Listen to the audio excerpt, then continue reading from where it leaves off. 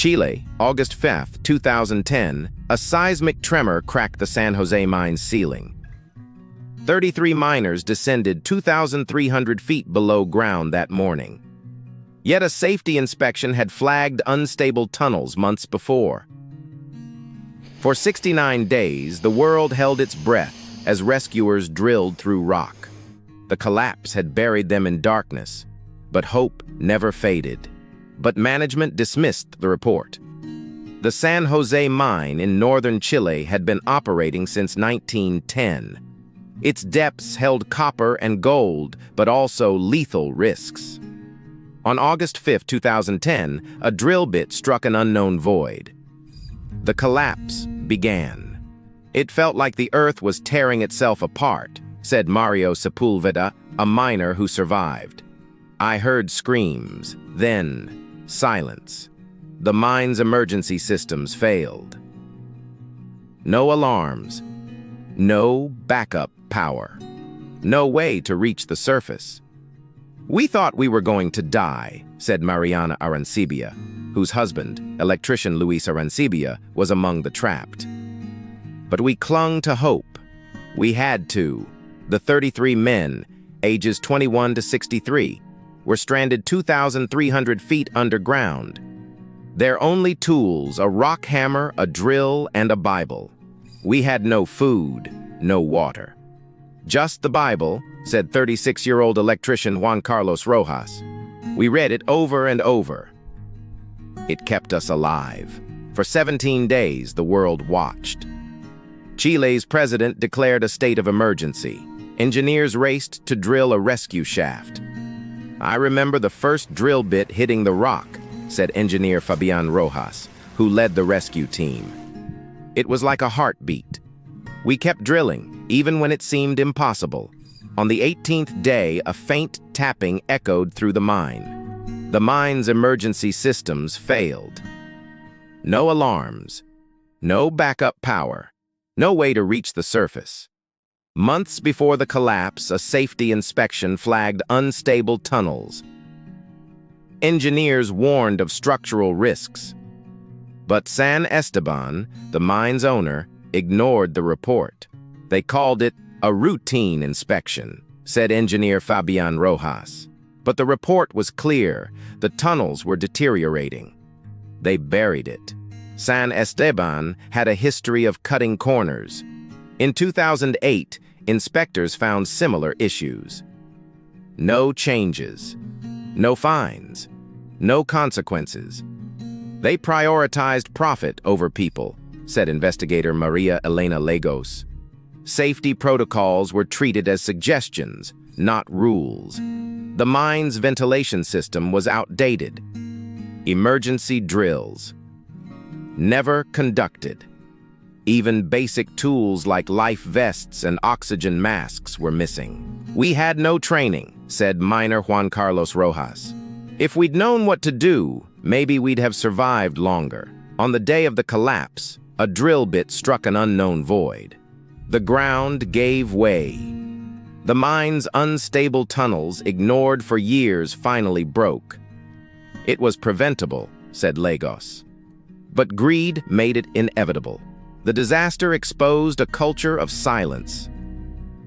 Workers feared retaliation if they spoke out. Management buried reports. We were told to keep quiet, said miner Mario Sepulveda. They didn't want bad publicity. But the mine's owner had a secret, a second tunnel, unmentioned in official records. The 2011 investigation found 19 violations, including faulty ventilation and lack of emergency drills. San Esteban faced lawsuits and $30 million in fines. No one should have to face that, said miner's wife Mariana Arancibia. But it happened. The disaster changed mining laws in Chile. But critics say enforcement remains weak. The miracle rescue is a reminder, said Rojas. Tragedies can be avoided if we choose to listen. The 33 men were never the same, but their story lives on. We owe it to the victims to learn from their tragedy. Subscribe so these stories are never forgotten. Share this to spread awareness. Asterisk word count, 336. The first 48 hours were a blur of panic. The miners huddled in a narrow chamber, their only light a single flashlight. Hunger gnawed at their stomachs. Thirst turned their tongues to sand. "We had a bag of raisins and a few liters of water," said miner Jose Maturana. "We split the raisins into 33 portions, one per day. We drank the water in shifts. Survival demanded order." They elected a leader, Luis Urzúa, a 54-year-old foreman. He divided the group into shifts. Some drilled to find an escape route, others rationed supplies, and others kept morale alive. "We sang. We told jokes. We read the Bible," said miner Maria Segovia. "It was the only thing that kept us from losing our minds." The Bible became a lifeline. They read passages aloud, recited psalms, and even held a makeshift prayer circle. The miners believed God would save them. "We told each other, if we die together," said miner Mario Sepulveda. No one left behind. No one gave up. But hope was fragile. On the third day, a miner named Mario Galvez collapsed from dehydration. The others carried his body to a corner, covering him with their shirts. "We buried him in the rock," said miner Claudia Vasquez. "We couldn't let him die in vain." We had to keep going.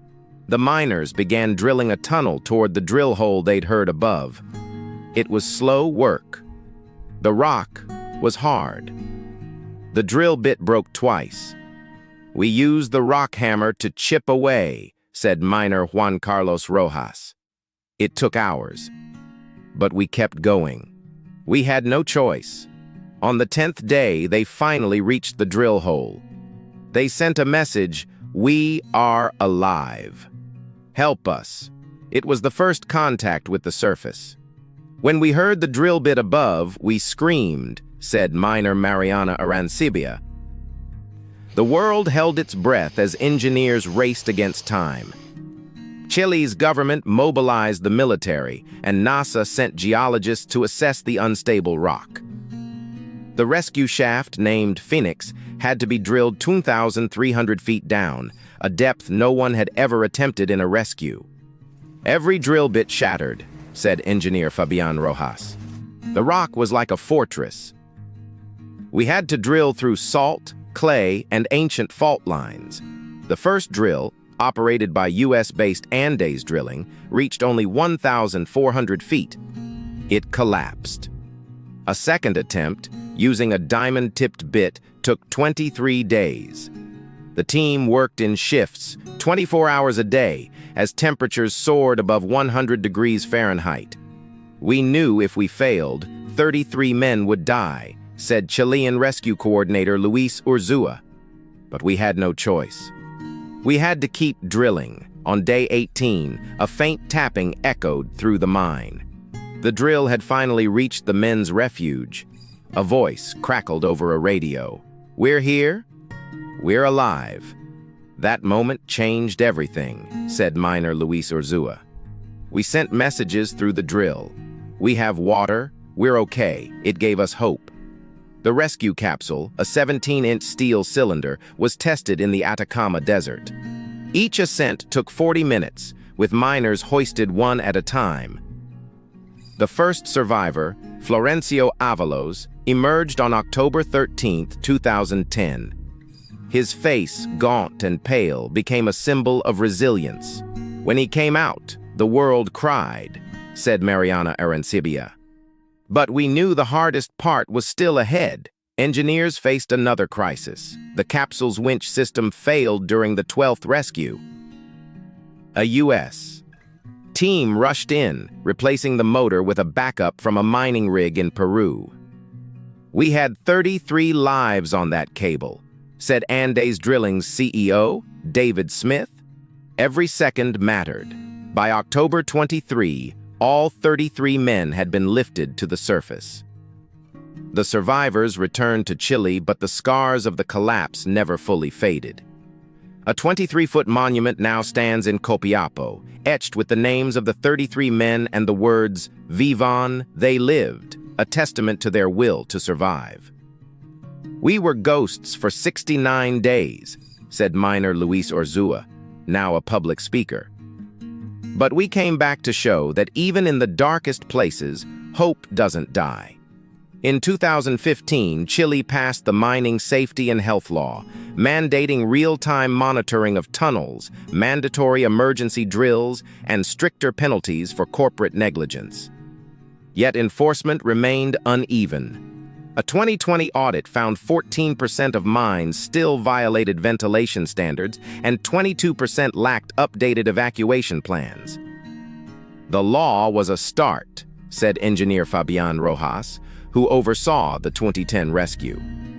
But laws alone can't fix a culture that prioritizes profit over people. The disaster also sparked global reforms. The International Labor Organization updated its mining guidelines, and the U.S. Mine Safety and Health Administration increased inspections by 40% after 2010.